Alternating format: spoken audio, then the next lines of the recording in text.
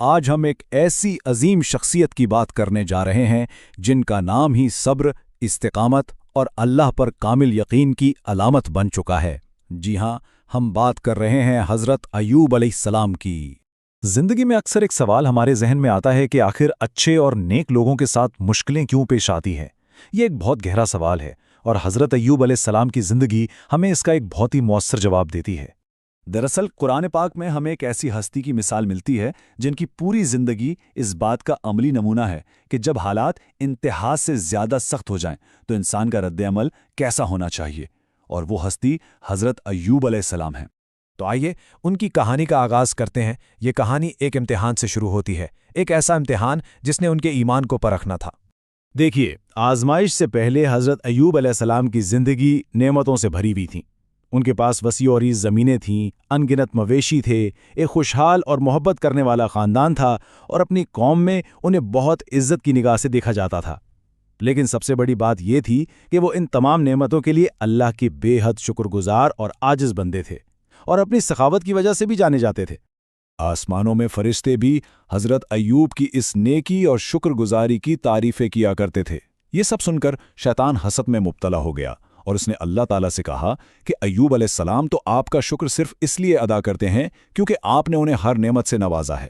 اگر یہ سب نعمتیں چھین لی جائیں تو وہ آپ کا شکر ادا نہیں کریں گے۔ اللہ تعالیٰ جو سب کچھ جانتا ہے نے شیطان کو اس کی اجازت دے دی تاکہ دنیا پر حضرت ایوب کے ایمان کی سچائی ہمیشہ کے لیے ظاہر ہو جائے۔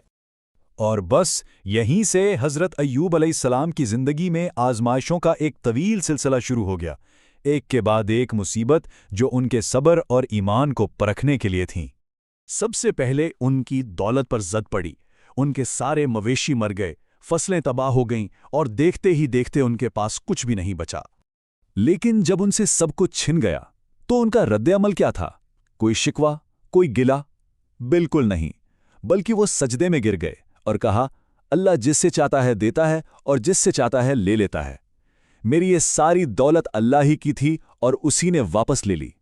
یہ ان کے ایمان کی گہرائی تھی۔ آزمائش یہیں ختم نہیں ہوئی۔ اس کے بعد ایک حادثے میں ان کے تمام بچے بھی وفات پا گئے۔ ذرا سوچئے، ایک والد کے لیے اس سے بڑا صدمہ اور کیا ہو سکتا ہے؟ اور آخرکار ان کی اپنی صحت بھی ان سے چھن گئی۔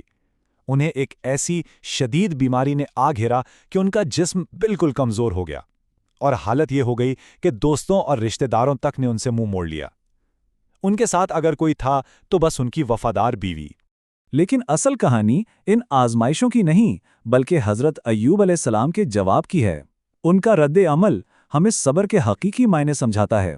دیکھیں، جب ہم اسلام میں صبر کی بات کرتے ہیں تو اس کا مطلب صرف خاموشی سے تکلیف برداشت کرنا نہیں ہے۔ یہ ایمان کا ایک بہت ہی فعال اور مضبوط اظہار ہے۔ اس کا مطلب ہے کہ بدترین حالات میں بھی اللہ کی رحمت کو تلاش کرتے رہنا اور اس کے منصوبے پر مکمل بھروسہ رکھنا۔ یہ کمزوری نہیں، بلکہ ایمان کی سب سے بڑی طاقت ہے۔ ان کے صبر کا کمال تو اس وقت سامنے آیا جب ان کی بیوی نے ان سے کہا کہ آپ اللہ سے دعا کیوں نہیں کرتے؟ تو انہوں نے جواب دیا، ہم نے 80 سال اللہ کی نعمتوں اور خوشحالی میں گزارے ہیں، اور یہ تکلیف تو ابھی کچھ ہی سالوں سے ہے۔ مجھے اپنے رب سے شکوہ کرتے ہوئے شرم آتی ہے۔ یہ شکر گزاری کی انتہا تھی۔ سالوں کے اس بے مثال صبر کے بعد بالآخر وہ لمحہ آیا جب حضرت ایوب علیہ السلام نے اپنے رب کو پکارا، لیکن ان کے پکارنے کا انداز بھی ادب اور عاجزی کی ایک بہترین مثال تھا۔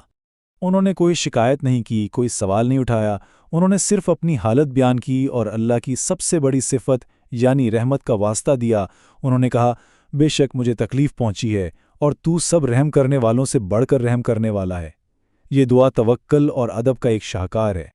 اللہ نے اپنے صابر بندے کی پکار فوراً سن لی، اور اس کے بعد جو ہوا وہ نہ صرف ان کی بحالی کی کہانی ہے، بلکہ ہم سب کے لیے اس میں ہمیشہ کے لیے اسباق موجود ہیں۔ اللہ نے انہیں حکم دیا کہ اپنا پاؤں زمین پر ماریں۔ جیسے ہی انہوں نے ایسا کیا، وہاں سے پانی کا ایک ٹھنڈا چشمہ پھوٹ پڑا۔ انہیں حکم ہوا کہ اس پانی سے نہائیں بھی اور اسے پئیں بھی، اور ایسا کرتے ہی ان کی صحت مکمل طور پہ بحال ہو گئی۔ اور اللہ نے نہ صرف ان کی صحت واپس لوٹائی، بلکہ ان کی دولت پہلے سے بھی زیادہ کر دی، اور انہیں پہلے سے دگنا بڑا خاندان عطا فرمایا۔ یہ تھا ان کے صبر کا انعام۔ اللہ کی رحمت کا ایک اور خوبصورت پہلو دیکھیں۔ حضرت ایوب نے بیماری کے دوران ایک قسم کھائی تھی۔ اللہ نے انہیں اس مشکل سے بھی نکالا اور ہدایت دی کہ وہ 100 تنکوں کا ایک گٹھا لے کر اپنی بیوی کو ایک بار ماریں تاکہ قسم بھی پوری ہو جائے اور ان کی وفادار بیوی کو تکلیف بھی نہ پہنچے۔ تو اس پوری کہانی سے ہم کیا سیکھتے ہیں؟ یہ ہمیں صبر اور شکر کی بے پناہ طاقت سکھاتی ہے۔ یہ ہمیں اللہ کے منصوبے پر مکمل بھروسہ یعنی توکل کا درس دیتی ہے۔ یہ دعا کی اہمیت کو واضح کرتی ہے اور سب سے بڑھ کر یہ بتاتی ہے کہ آزمائشیں سزا نہیں ہوتی بلکہ ایمان کو مضبوط کرنے کا ایک ذریعہ ہوتی ہیں۔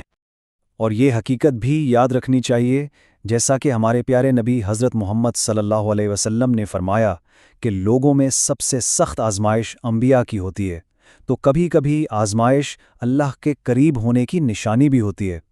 تو آئیے اس سوال پر غور کریں کہ حضرت ایوب کا یہ قصہ کس طرح تکلیف کو صرف ایک سزا کے طور پر دیکھنے کے بجائے اسے خدا کے قریب جانے، اپنے ایمان کو نکھارنے اور روحانی طور پر بلند ہونے کا ایک راستہ بناتا ہے۔ یہ تمام تفصیلات Saint Andrews Encyclopaedia of Theology, Islamic Digest اور اسلام 21C جیسے مستند ذرائع کی تحقیق پر مبنی ہیں۔ ہمارے ساتھ رہنے کا شکریہ۔